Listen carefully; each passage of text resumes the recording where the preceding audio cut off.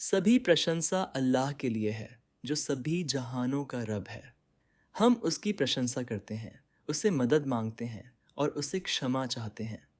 हम अपने प्यारे पैगंबर मोहम्मद सल्लल्लाहु अलैहि वसल्लम, उनके परिवार, उनके साथियों और अंतिम दिन तक उनका अनुसरण करने वाले सभी लोगों पर शांति और आशीर्वाद भेजते हैं।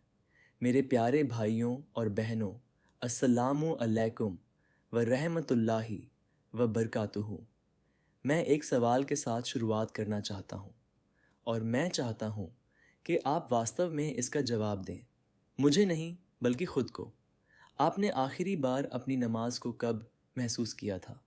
इसे केवल अदा नहीं किया, इसके लिए किसी मीटिंग और बच्चों को स्कूल से लाने के बीच जल्दबाजी नहीं की, सुजूद में रहते हुए घड़ी की तरफ नहीं देखा, इसे महसूस किया। क्योंकि हमारी पीढ़ी के बारे में एक अजीब बात यह है, हम मानव इतिहास की सबसे व्यस्त पीढ़ी हैं और किसी न किसी तरह सबसे खाली भी। हमारे दादा दादी के पास वह सब कुछ नहीं था जो हमारे पास है। न नमाज की याद दिलाने वाले ऐप्स थे, न यूट्यूब लेक्चर्स, न ही उनकी जेब में 24/7 का रन था। और फिर भी उनके दिल भरे हुए थे। हमारे दिल हर चीज़ से जुड़े हैं, लेकिन किसी चीज़ से जुड़े नहीं हैं। किन थे हम इतने व्यस्त, फिर भी इतने खाली क्यों हैं? मेरे प्यारे भाइयों और बहनों, इतिहास में पहले कभी लोग इतने व्यस्त नहीं रहे। हम अपने फ़ोन के साथ जागते हैं, हम अपने फ़ोन के साथ सोते हैं, हम अल्हम्दुलिल्लाह कहने से पहले नोटिफिकेशन चेक करते हैं। हम जानते हैं कि अजनबी क्या कर रहे हैं, लेकिन हम खुद से यह पूछना भूल जाते हैं, आज मेरा दिल कैसा है? हमारे कैलेंडर बैठकों से भरे पड़े हैं, लेकिन दिल अल्लाह के ज़िक्र से खाली हैं। हमारे पास सैकड़ों ऑनलाइन दोस्त हैं, फिर भी अल्लाह के साथ बहुत कम निजी बातचीत, दुआ होती है। हम हर किसी से जुड़े हुए हैं, सिवाय उसके जिसने हमें बनाया है। समस्या व्यस्त होने की नहीं है। हमारे प्यारे पैगंबर मोहम्मद सल्लल्लाहु अलैहि वसल्लम भी व्यस्त थे। उन्होंने एक राष्ट्र का नेतृत्व किया, उन्होंने शिक्षा दी, उन्होंने लोगों के सवालों का समाधान किया, फैसले सुनाए। उन्होंने अपने परिवार की देखभाल की, उन्होंने बीमारों की इयादत की, उन्होंने युद्धों का नेतृत्व किया। फिर भी उनका दिल हमेशा अल्लाह से जुड़ा रहा। मुद्दा व्यस्तता का नहीं है, मुद्दा यह है कि जब आप व्यस्त होते हैं तो आपके दिल में क्या भरा होता है। अल्लाह से जुड़ा हुआ दिल व्यस्त रहकर भी पुरसुकून हो सकता है। अल्लाह से कटा हुआ दिल आराम और सुविधाओं से घिरे होने के बावजूद खाली महसूस कर सकता है। बिना रूह की नमाज। अब मैं आपको अतीत में ले चलता हूँ। एक हदीस है, आपने इसे सुना होगा, लेकिन इस बार आइए इसके साथ गहराई से बैठें। एक व्यक्ति आता है, पैगंबर मोहम्मद सल्लल्लाहु अलैहि वसल्लम के सामने नमाज पढ़ता है और पैगंबर मोहम्मद सल्लल्लाहु अलैहि वसल्लम उसे कहते हैं, वापस जाओ और नमाज पढ़ो क्योंकि तुमने नमाज नहीं पढ़ी। 3 बार उस व्यक्ति ने 3 बार नमाज पढ़ी और तीनों बार अल्लाह के रसूल मोहम्मद सल्लल्लाहु अलैहि वसल्लम ने, जो अल्लाह के सबसे प्रिय हैं, उससे कहा, तुमने नमाज नहीं पढ़ी। अब इस बारे में सोचें। उसके शारीरिक मूवमेंट्स सही थे, उसका रुकू वहाँ था, उसका सुजूद वहाँ था, तकनीकी रूप से कुछ भी गलत नहीं था, लेकिन कुछ गायब था। और वह गायब चीज़ वही है जिसे हम खुशू, एकाग्रता और विनम्रता कहते हैं। उपस्थिति, समर्पण, दिल का उस मुलाकात में मौजूद होना जिसमें शरीर पहले ही दाखिल हो चुका है। भाइयों और बहनों, आज हमारी स्थिति भी ठीक ऐसी ही है। हम इबादत के बाहरी रूप को पूरा करते हैं, खड़े होना, झुकना, साष्टांग प्रणाम करना, लेकिन आंतरिक वास्तविकता कभी नहीं आती। हम दान देते हैं, लेकिन हमारा दिल देने में नहीं होता। हम अल्हम्दुलिल्लाह कहते हैं, लेकिन हमारी ज़ुबान हमारे दिल के विश्वास से ज़्यादा तेज़ चलती है। हम रमज़ान के महीने के रोज़े रखते हैं और जब यह ख़त्म होता है तो हम वही इंसान रहते हैं जो इसके पहले थे।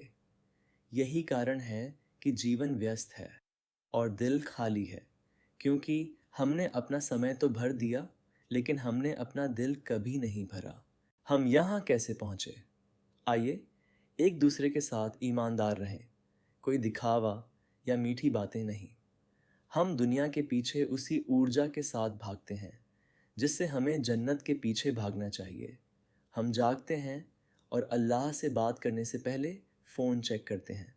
हम अपने सबसे बेहतरीन घंटे, अपना ताज़ा दिमाग, अपना गहरा ध्यान एक नौकरी को, एक स्क्रीन को, एक स्क्रॉल को दे देते हैं और अल्लाह को वह देते हैं जो बच जाता है। थकी हुई आंखें, भारी शरीर, एक विचलित दिमाग। फिर हम आश्चर्य करते हैं कि हम कुछ महसूस क्यों नहीं करते। आप एक खाली जग से पानी नहीं डाल सकते और उम्मीद नहीं कर सकते कि वह एक ही समय में भर जाए। दिल एक बर्तन की तरह है। पूरे दिन आप इसमें जो कुछ भी डालते रहते हैं वही इसे भरता है। अगर पूरे दिन इसमें दुनिया दुनिया दुनिया है तो जब आप नमाज में खड़े होंगे तो दुनिया ही उस दिल में बैठी होगी। आपका शरीर क़िबला की तरफ मुड़ गया लेकिन आपका दिल कभी बाजार से बाहर नहीं निकला। दिलों के 3 प्रकार। मेरे प्यारे भाइयों और बहनों, विद्वानों ने दिल की विभिन्न आध्यात्मिक स्थितियों के बारे में बात की है। आइए उनमें से 3 पर विचार करें। 1. जीवित दिल। एक जीवित दिल अल्लाह को याद करता है। जब कुरान की तिलावत की जाती है तो यह नरम हो जाता है। गुनाह करने के बाद इसे पछतावा महसूस होता है। इसे दुआ करने में मज़ा आता है। नमाज में देरी होने पर इसे बेचैनी होती है। यह छोटी छोटी नियामतों के लिए आभार महसूस करता है। इसे दूसरों की मदद करना पसंद होता है।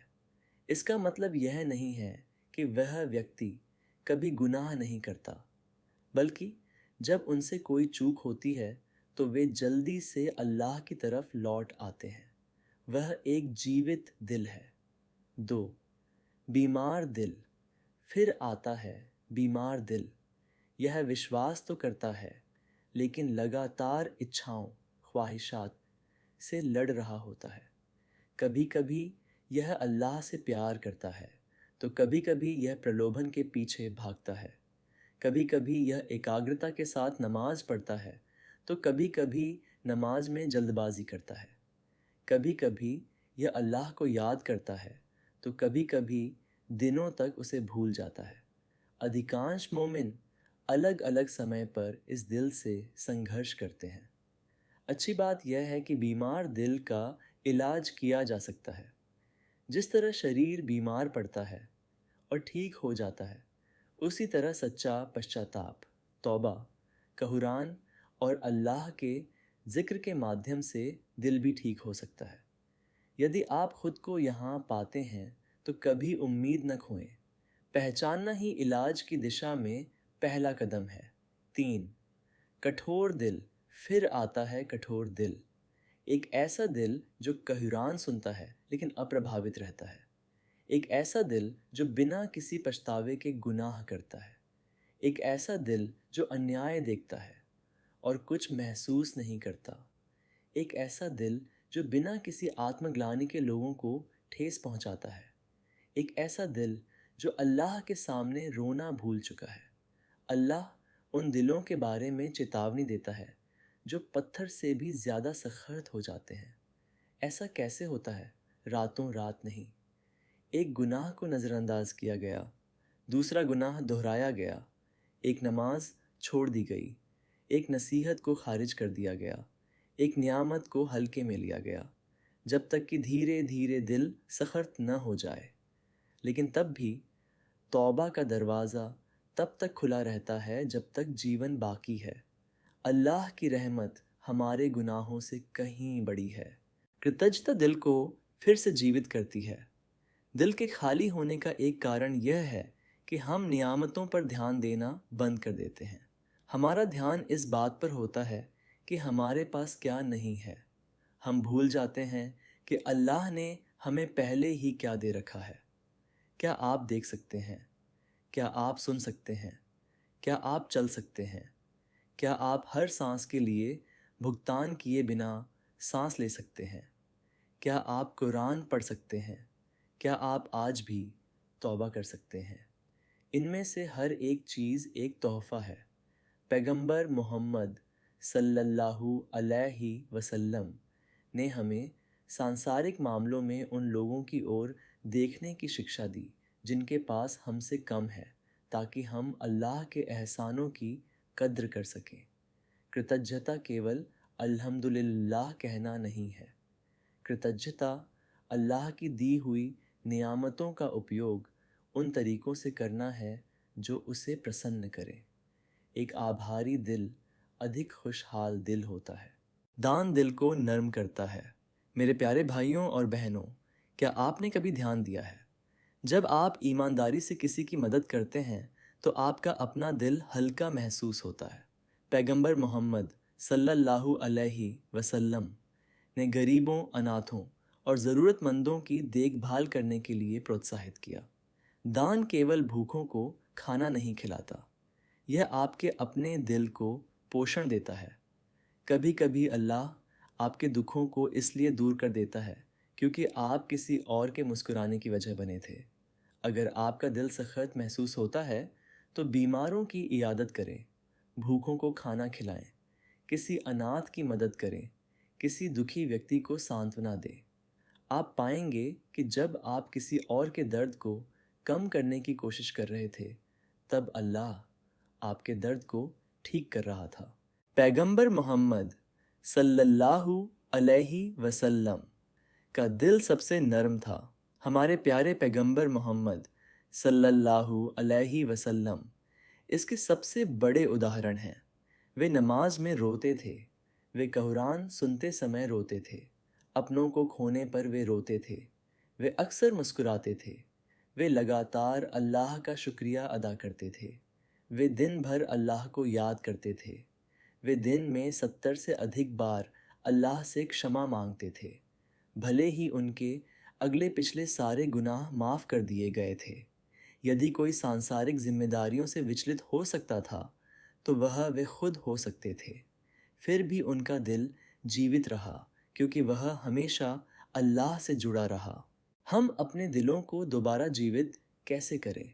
यदि आप आज आध्यात्मिक रूप से खाली महसूस कर रहे हैं तो छोटे सुसंगत कदमों से शुरुआत करें। हर दिन कुरान का एक पन्ना पढ़ें, लेकिन उसके अर्थ पर विचार करें। अपनी नमाज को लंबा नहीं बल्कि धीमा, ठहराव के साथ बनाएं। हर दिन 5 शांत मिनट अल्लाह से ईमानदारी से दुआ करने में बिताएं। अस्तगफिरुल्लाह का कसरत से जिक्र करें। नियमित रूप से दान दें, भले ही वह छोटी राशि ही क्यों न हो। हर रात 3 नियामतों के लिए अल्लाह का शुक्रिया अदा करें।